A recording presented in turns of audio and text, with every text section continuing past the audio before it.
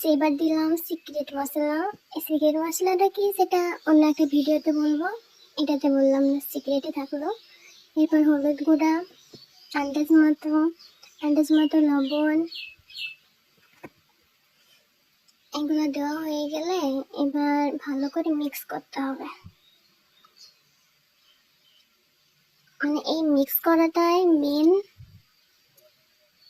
খিচুড়ি রান্না করতে তো আপনারা সবাই মোটামুটি পারেন, তো আমিও যেটা সহজ পদ্ধতি, এটা সহজ মনে হয় সেই হিসাবেই রান্নাটা করলাম।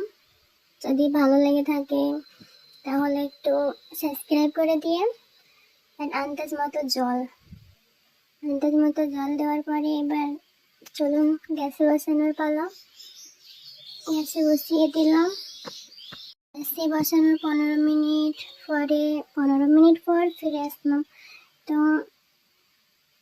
এবার দেখুন অনেকটা হয়ে এসেছে, হয়নি এখনো, বাট কিছুটা হয়েছে। এবার লেড়ে দিতে হবে।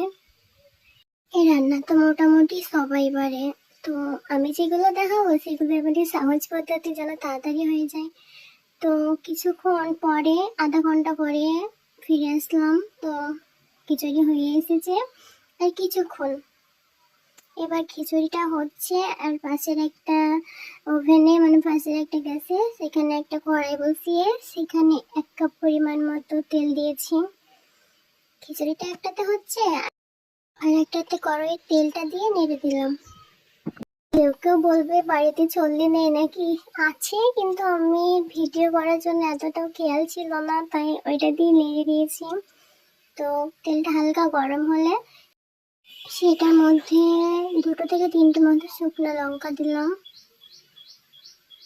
শুকনো লঙ্কাটাকে একেবারে পুড়িয়ে ফেলা যাবে না, হালকা হালকা যখন লাল হবে তখন 5 ফোড়ন দিতে হবে।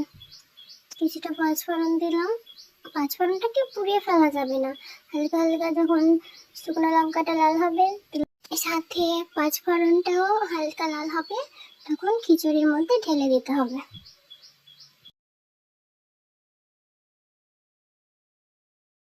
ভালো করে নেড়ে মিক্স করে নিলেই গরিবের খিচুড়ি রেডি। তো দেখে নাও কম খরচের মধ্যে খিচুড়ি। তো খিচুড়ি ভালো করে নেড়ে নিয়ে নামিয়ে এবার সার্ভ করার পালা। আশা করেছিলাম ভালো হবে, কিন্তু এতটাই যে ভালো হবে সেটা ভেবেছিলাম না। সত্যি অনেকটা টেস্টি হয়েছিল।